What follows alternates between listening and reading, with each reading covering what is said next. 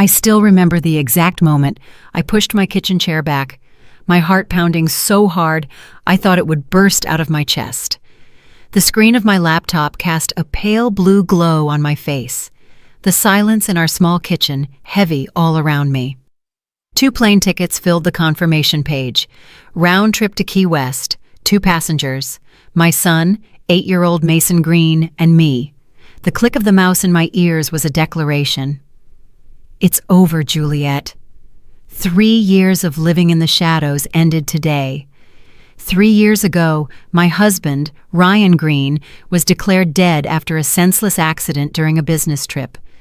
There was no body, just a hasty report and a death certificate handed to me by an official who had perfected a look of practiced pity. I remember that day like a scar that has never stopped hurting. I was standing in this very kitchen with Mason in my arms when a trembling coworker of Ryan's told me, "He's gone. I'm so sorry." I sank to my knees, feeling the world split open beneath me and swallow us whole. From that moment on, I lived like a ghost. I had loved Ryan with an intensity that made me forgive his constant travels, the late-night phone calls, and the growing coldness in his voice.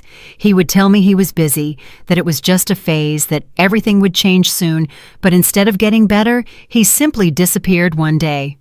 From then on, I swore I would live for Mason. I sold my wedding ring to pay off part of the mortgage. I got a full-time job at a local bank branch. I refused to rest. Every free minute was spent trying to fill the void I saw in my son's eyes. Mason didn't ask about his dad much, but when he did, every word was a dagger in my heart. Today, when I bought those tickets, I wasn't just buying a vacation. I was buying a promise to myself, to move on, to smile again, to teach Mason that life isn't only about loss. I closed the laptop, leaned back in my chair, and let out a breath I felt like I had been holding for years. Mason came running in from the living room, a smile so big it lit up his whole face. As soon as he heard the word beach, he launched himself into my arms and hugged me tight. "You'll be happier there, right, Mom?" he whispered. I didn't know what to say. Maybe, maybe not. But there was one thing I was sure of. This was the start of something new. There was a time when my life looked like it came straight out of a magazine. Everything was perfectly framed. The love, the career, the family photos on the mantle. Ryan Green wasn't just handsome. He had that kind of natural charisma that made people lean in when he spoke. His quick wit could make me smile even on the toughest days. I met him when I was 25, working as a junior analyst at a bank in Atlanta. I was still trying to find my place in the world. He walked into the branch with a confident stride, as if he already knew every corner of the building. He asked about mortgage options, though his body language said he knew exactly what he needed. By the end of that meeting, I was completely captivated, and he knew it. We got married a year later. In the beginning, it was the kind of marriage that made my friends sigh with envy. Spontaneous hikes along the Appalachian Trail, dinners with red wine under the stars, road trips just because. Ryan was just getting into the world of venture capital and took off like a rocket. He quickly became one of the most talked about names at his firm. I felt proud walking next to him at company dinners, his arm around my shoulders, as if we were building something indestructible. Then came Mason, our miracle. I thought that would be the moment Ryan settled down, that he would trade late-night calls for bedtime stories, client dinners for family meals. But it was the opposite. He became even more absent. He was constantly traveling to close deals with investors in places I'd never even heard of. There were entire weeks when Mason barely saw his dad, except for a quick kiss on the forehead in the early morning. I'd pretend not to hear the front door close at midnight. I tried to talk to him, first with tenderness, then with desperation. "Ryan, you're missing his childhood," I said one night, standing in the kitchen, tears stinging my eyes. He hugged me, kissed my hair, and promised it was just a phase, that all this effort was to secure our future. And God, how I wanted to believe him, until the day he just never came back. At first I thought it was another one of those trips he'd forgotten to mention. It wasn't rare. I'd get mad, we'd argue, and then I'd let it go. But this time his phone went straight to voicemail. For 3 whole days I told Mason, "Daddy's busy, honey, he'll be back." But inside me, a dark feeling began to twist, knotting my stomach. On the 4th day, the call came, a supposed snowmobile accident in the Rockies. Thin ice, strong current, body gone. The divers couldn't recover him, they said. I remember holding the phone with one trembling hand while the other shielded Mason's face. He looked at me, confused, from the floor. I collapsed, unable to utter a single word. I thought of all the missed birthdays, the silent dinners, the lonely nights, and I hated myself for still loving him. Then, a week later, the death certificate arrived in the mail. Cold, official, printed in stark letters that closed a chapter of my life before I was ready. I buried an empty urn because there was no body, just a silence that enveloped me whole, and in that silence I built walls around my heart so high that not even Mason could reach me. On the morning of our flight, Mason woke up before the sun. He bounced around the house like it was Christmas morning. His small blue suitcase rattled against the hardwood floor as he yelled, "Key West, here we come!" His enthusiasm was contagious. For the first time in a long time, I felt a spark of excitement, one that wasn't tinged with guilt or nostalgia. While he ran around looking for his sunglasses and his favorite baseball cap, I checked the boarding passes, the sunscreen, the headphones for the 5th time. Everything was there. Everything except the certainty that this was the right thing to do. What if this trip was just a fancy way of running away? What if I was overcompensating for an absence I couldn't fill? I shook my head. This wasn't the time for doubt. In the Uber to the airport, Mason rested his head on my shoulder. "Do you think they have popsicles there, Mom?" he asked, half asleep. I laughed softly. "Of course, honey, and mango and cherry if you want." I turned to the window and watched the city slowly wake up. The juice stands opening, the first school buses passing by, the streets already filling with noise. Everything seemed to be moving on without me, just as it had since Ryan died. But this time, I wouldn't be left behind. We arrived at the airport in the usual chaos. People rushing with coffee cups, garbled flight announcements, endless security lines. But Mason didn't let go of my hand for a second. His little fingers clung to mine with a mix of nerves and excitement. "Are we going to fly soon?" he asked, as we put our backpacks on the conveyor belt. "Almost," I replied, squeezing his hand. As we walked toward the gate, a strange feeling washed over me. It wasn't sadness, but it wasn't happiness either. It was as if my soul was stretching toward an unknown place, trying to remember what it was like to live without fear, without constant pain. A part of me wanted to stop, to go back, to lock the door and keep surviving within my familiar routines and walls. But another part, a quieter, firmer one, whispered that it was time, that we deserved more than just to survive. Mason pressed his face against the waiting room window and murmured, "Look, Mom, you can see the ocean from the sky, right?" I nodded, unable to speak. "Yes. From up there, everything looks clearer, even the decisions that hurt." When boarding was announced, I took a deep breath and adjusted my bag strap. This wasn't just a trip. It was a leap into the unknown. But when I saw Mason's eyes so full of hope and so free of the past, I knew it was worth trying. We took each other's hands, and our shadows disappeared together down the boarding tunnel, heading toward the sea. The flight was full but calm. Most passengers settled in with headphones, books, or neck pillows. Mason pressed his face against the window, murmuring, "We're really going, Mom. We're really doing it." I smiled, stroking his hair gently. I tried to relax. I told myself this trip was to leave the past behind, to make new memories, to heal. But then I noticed it.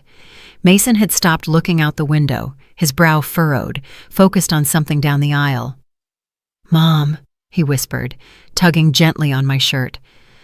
"That's Dad." My heart stopped. "What did you say, honey?" I asked, trying to sound calm. Mason discreetly pointed to some seats 2 rows ahead. A man was sitting sideways, talking to a young blonde woman. He wore a wide-brimmed hat that covered most of his face and dark sunglasses. But there was something. The shape of his shoulders, the movement of his hands as he spoke, something that was so achingly familiar. I swallowed hard and forced a laugh. "Sweetheart, you must be mistaken. He might look like him, but it's not him." But then the man turned slightly, and my stomach turned to ice. There it was, that small scar just below his jawline, almost invisible unless you knew where to look. A scar I had kissed hundreds of times in another life. Mason insisted, his eyes wide. "Mom, seriously, it's Dad." I couldn't breathe. For 3 years, I had told myself Ryan was dead, that I had mourned him, buried him, that there was no hope left. And yet there I was on a plane to the beach, looking at a man who resembled my husband so much it hurt. I squeezed Mason's hand tightly. "It's probably just someone who looks like him, honey. Lots of people look alike." But my voice trembled, and he noticed. I forced my gaze back to the window, forcing myself to breathe, to calm the frantic pounding in my chest, but every cell in my body screamed at me to look again. For the rest of the flight, I stole glances, one after another. I watched as the man leaned in to listen to the woman, how his fingers drummed on the armrest, just like Ryan used to do when he was thinking. I told myself it was impossible, that my grief was playing tricks on me. But deep down, a voice, barely a whisper, crept into my mind. What if it really is him? Key West greeted us with warm sun and the salty smell of the sea. It was a welcome change from the dry, cold air of Atlanta. Mason couldn't stop talking about how the ocean looked from the plane, how big the waves were, and how he was going to build the tallest sandcastle on the whole beach. I smiled, or at least I tried to, because my mind was still stuck on the plane, on that man, that face, that scar. It was a coincidence, I repeated to myself, like a mantra. People look alike, kids imagine things. It couldn't be. And yet, something inside me wouldn't be quieted. When we got to the hotel, the receptionist greeted us with a practiced smile and cool, mint-scented towels. We were given a room on the 3rd floor with a view of the ocean. Upon entering, Mason let out a cry of surprise. "Mom, you can see the ocean! You can see everything from here!" He spent the afternoon bouncing between the TV and the window, talking about dolphins, seashells, and sand. For a few hours, I felt normal again. That night, after Mason was asleep, I went out onto the balcony. The breeze was soft, carrying that scent of salt that always made me think that life could start over. I leaned against the railing, closed my eyes, and then I heard something. Voices. 2 people arguing on the balcony right below ours. At first, it was just a confused murmur, like any couple fighting on vacation. But then I heard his voice, a man's voice, thick with frustration. "Do you ever care about anything that isn't money?" I froze. My hands tightened on the railing. That cadence, that rhythm, the way he emphasized words when he was angry. And then a young female voice, defiant, answered, "Don't start with me, Ryan. I told you from the beginning what I wanted, Ryan." My knees buckled, and I had to brace myself against the balcony door. It wasn't possible. It shouldn't have been possible. I crouched down just enough to look without being seen. There he was, broad back, familiar arms, that unmistakable way of moving his hands when he spoke. He was wearing a white t-shirt, shorts, and was barefoot. The hat and sunglasses were gone. There was no doubt. Ryan Green, my husband, the man I had symbolically buried 3 years ago, was standing 1 floor below me, completely alive, arguing with another woman. My first impulse was to run downstairs, to scream at him, to demand an explanation, to scratch at the ground with every buried word I had swallowed for years. But I couldn't move. I stayed frozen, trembling, listening to scattered fragments of their fight. "Do you really think taking me to a cheap hotel fixes things?" she yelled. "It's a 4-star hotel, Camilla," he replied. Camilla. That was her name. I felt a deep, sharp pang, not of loss, but of betrayal. I backed away slowly, one hand covering my mouth to stifle my trembling. Inside the room, Mason murmured in his sleep, "Mom." I went to him, stroking his hair. "Shh, it's okay, honey. Sleep." He sighed, turning onto his side, completely unaware that his world had just changed forever, and so had mine.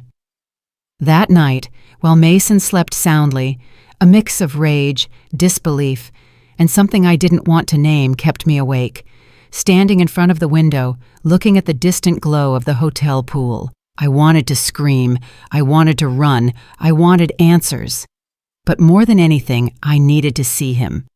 I tied my hair back, put on some dark glasses and a simple t-shirt, and went down to the hotel bar. The place was almost empty. A warm light enveloped everything, and in a corner, a small jazz trio played something soft, almost melancholic.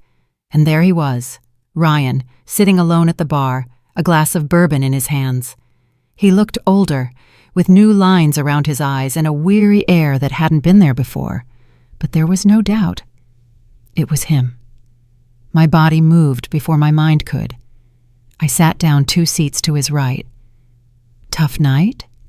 I said in a low, neutral voice. He turned his head, surprised for a second. He gave me a tired half-smile. "You could say that." His voice. God, that voice cut through me like a knife wrapped in velvet. "Want to talk about it?" I asked, feigning disinterest, as if I were just talking to any stranger. Ryan shrugged. "Couple drama? You know how it is." I hid my trembling hands under the bar. "She just doesn't get me," he continued, swirling his glass. "She thinks I'm a boring guy trying to be young again. Maybe she's right." I glanced at him sideways. He was completely absorbed in his drink, in his thoughts, in his new life, and he didn't even recognize me. "And what would you like her to see in you?"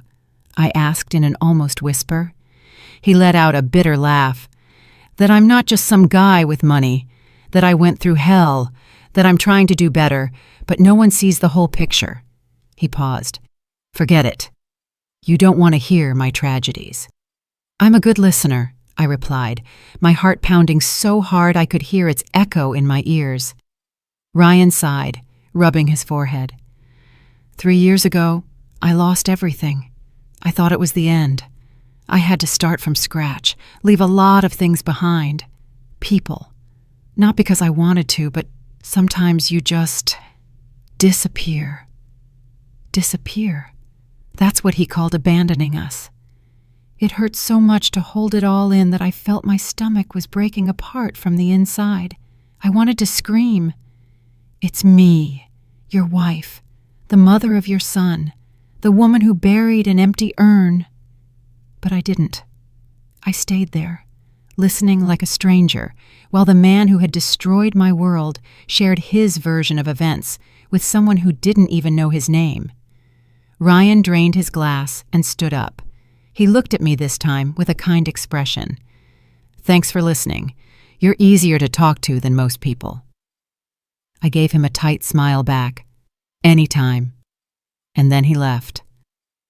He walked out of the bar, leaving behind the echo of an incomplete story and my soul trembling over the melted ice in his glass. I didn't cry that night, but for the first time I felt that the truth was no longer buried. It was just beginning to emerge. The next afternoon should have been perfect. The sun shone without burning, the sea breeze carried the scent of salt and freedom, and Mason was digging in the sand with an almost sacred intensity, determined to build the strongest sandcastle on the entire beach. I was sitting on a striped towel, sipping water and trying without success to clear my mind. For the first time in days, I almost forgot about Ryan. Almost. Then I heard screaming. A woman was screaming in desperation, her voice cutting through the constant murmur of the waves. Instinctively, I got up, scanning the beach. I saw her. Camila, the young woman from the balcony, was on her knees next to someone who had fallen on the sand. Her body trembled as she shook the man's shoulders. My heart froze. It was him. Ryan was lying on his side, pale, with an arm twisted beneath his torso. He wasn't moving. For a second I hesitated. I could stay right where I was. After all, he wasn't my problem anymore. But then I saw Mason, who had stopped digging, his small body tense, his little face confused. "Mom, isn't that—" I didn't let him finish. "Stay here, honey, don't move," I yelled, already running. I knelt next to Ryan, noticing his shallow breathing, his pulse weak but present. My hands moved on their own. Years ago, I had taken a first aid course for work. That muscle memory surfaced like a reflex. I carefully turned him over, freeing his arm. I slightly lifted his chin to clear his airway. "He's breathing," I murmured, more to myself than to Camilla, who was sobbing uncontrollably. I covered his face with my towel to protect him from the sun. "Go get help. The hotel, an ambulance, whatever you can find. Now!" I ordered. She nodded and ran off. I stayed there, kneeling on the hot sand, holding the wrist of the man who had faked his death, who had destroyed my world, and whom I was still saving. He groaned. His eyelids fluttered. His voice came out weak, barely a whisper. "Juliet." My entire body tensed. He had recognized me. "Yes," I replied in a low voice with an edge I couldn't control. "It's me." His eyes opened. He focused on me with difficulty. His expression fell apart. Surprise, fear, guilt. A hotel employee came running with a first aid kit. He knelt beside us, checking Ryan's vital signs. I stepped aside, wiping my sandy hands on my shorts. Ryan sat up with help, still disoriented. Camilla returned shortly after, out of breath, with a bottle of water, but he only looked at me. "Juliet, please, we have to talk."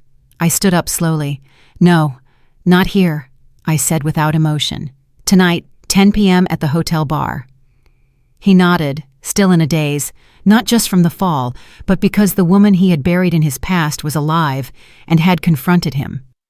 I went back to Mason, who was waiting for me, standing, hugging his toy shovel like a shield.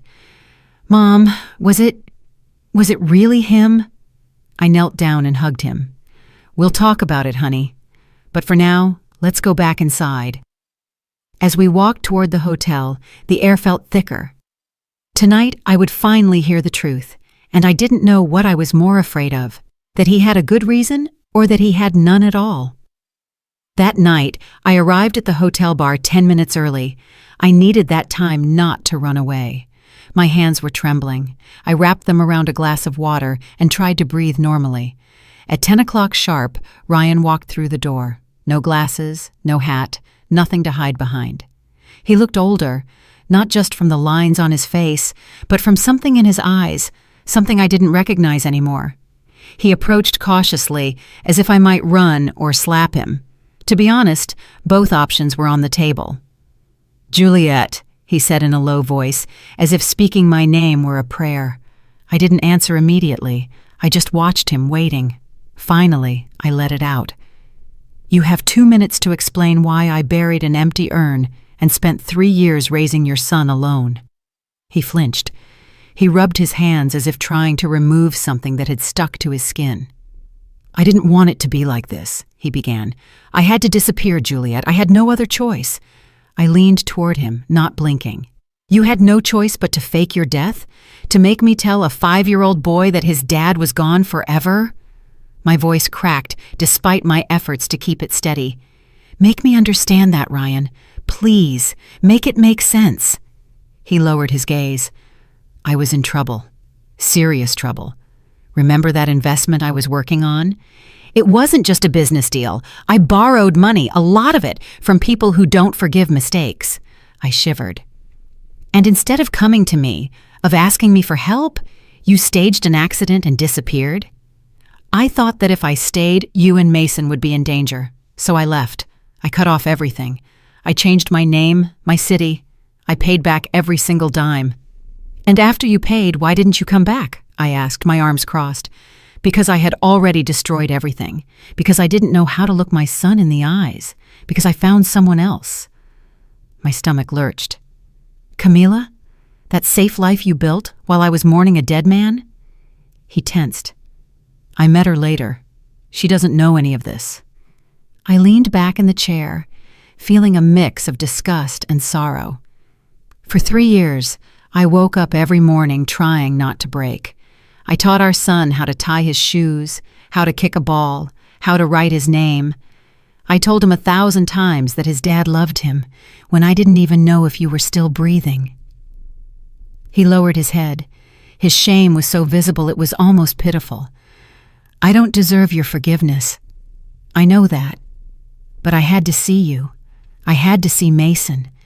I had to know if there was any tiny chance of fixing something.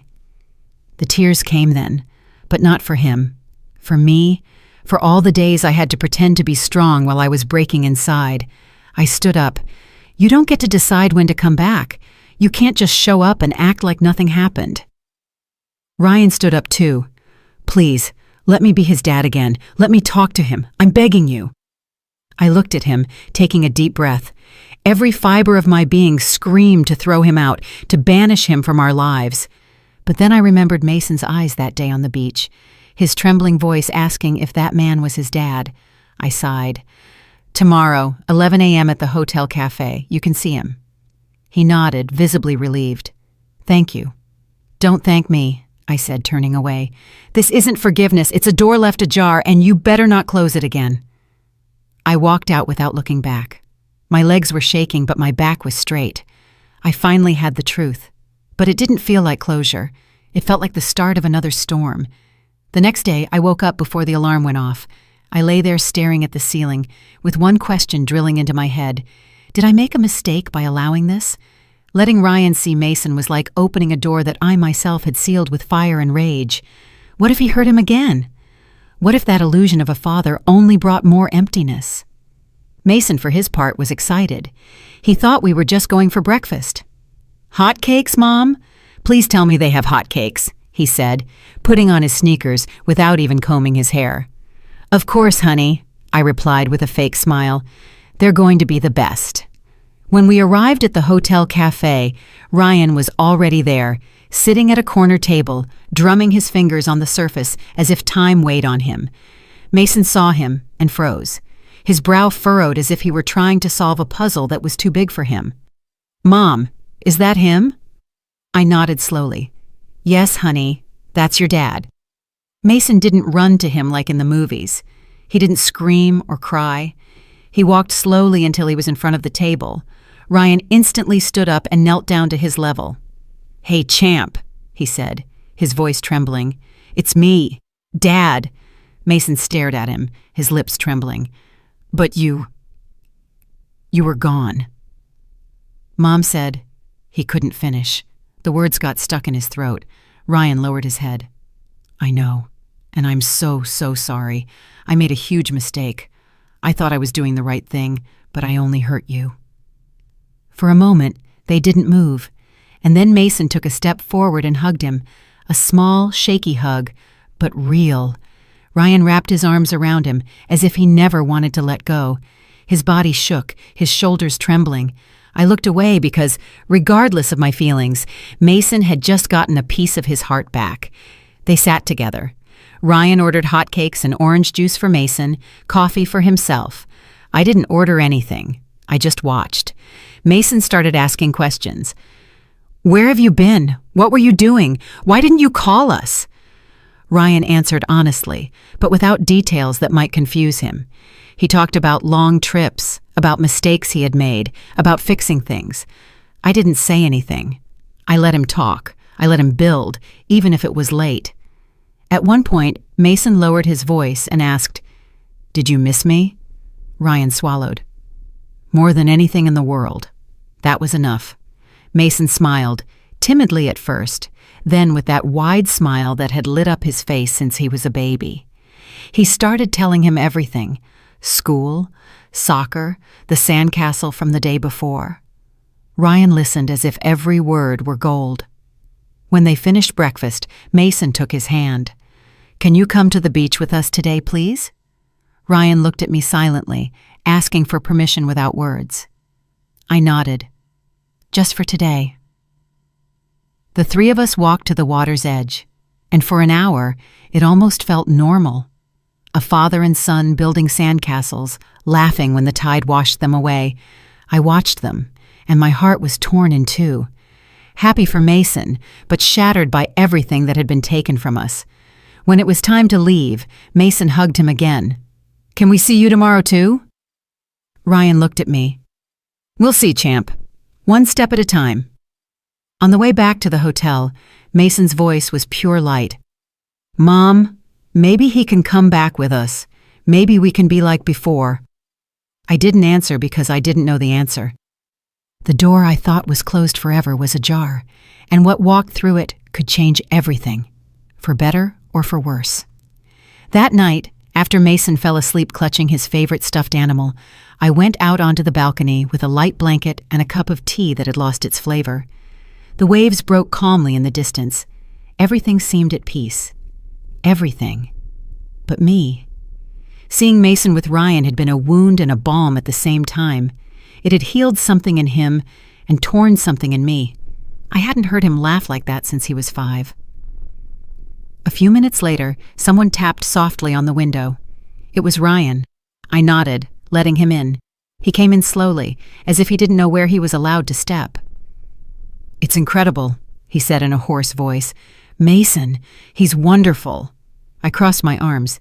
He had to be. He only had him and me. He nodded, looking at the floor. I know, and I'm sorry. I can't give you those years back, but I'm here. I want to be here. You can't just come back and act like you didn't fake your death, like you didn't destroy everything we were. I won't. I'm not asking you to love me. I know I lost that right. I just want to be his dad, even if it's just a little bit, even if I have to earn it day by day. I stood in silence. I watched him. He was no longer the man I had loved. He wasn't the stranger from the bar either. He was something in between, a reflection, a ruin, an open question. If you're going to be in his life, I finally said, it will be with conditions. Whatever I want. You'll call before you visit. You won't show up unannounced. You won't promise anything you can't deliver.